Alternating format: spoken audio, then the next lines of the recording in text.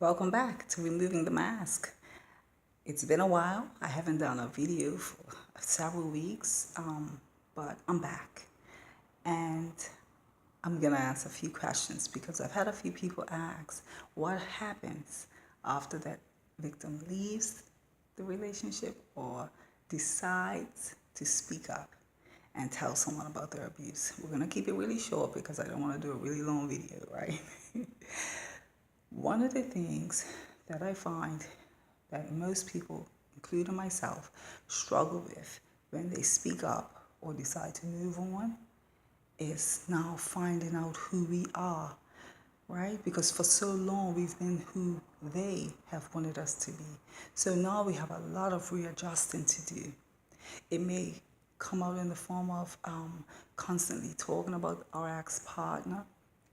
We may need counseling. Most times you do. It can all depend on how severe or how long the abuse was, the trauma. It can also mean starting over in every aspect, like going back to school, finding a job, securing one full time, and being able to keep it. It may mean needing somewhere for the children.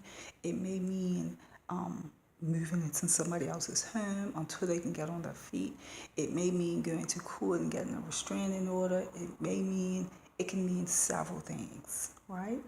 But one of the most important things that I would say to anyone that's on the receiving end of someone speaking up or relieving themselves of their relationship is you on the back end, just listen.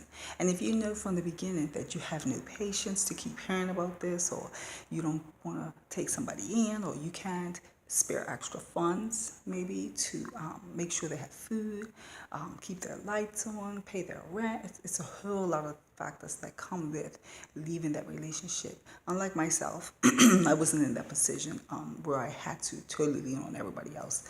But what I will say is that I found that I was talking about the relationship a lot, and I think I was trying to make sense of why I stayed so long.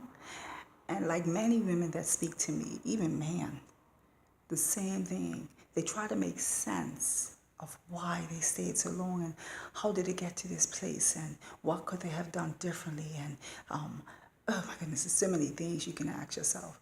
But what I will say is this: be very supportive and be upfront from the beginning. If you know you're not that person to hear that same story over and over, be upfront from the get-go, and then you can allow that person to find someone else they feel comfortable with.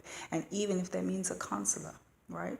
So leaving an abusive relationship sometimes is, yes, a clean slate. However, most times we leave with a lot of baggage. And although we've left the main baggage behind, we're also carrying our own, right? So be patient, try to just listen and be upfront if you don't want to be that listening there. Provide, even if you can, provide a counselor for them. I am Tina Laws, founder of Under Construction, and as October comes to an end, I want to encourage everybody, in spite of October coming to an end, domestic violence happens in homes daily. It's happening as I speak. Be mindful. Don't jump in to try and tell somebody what to do.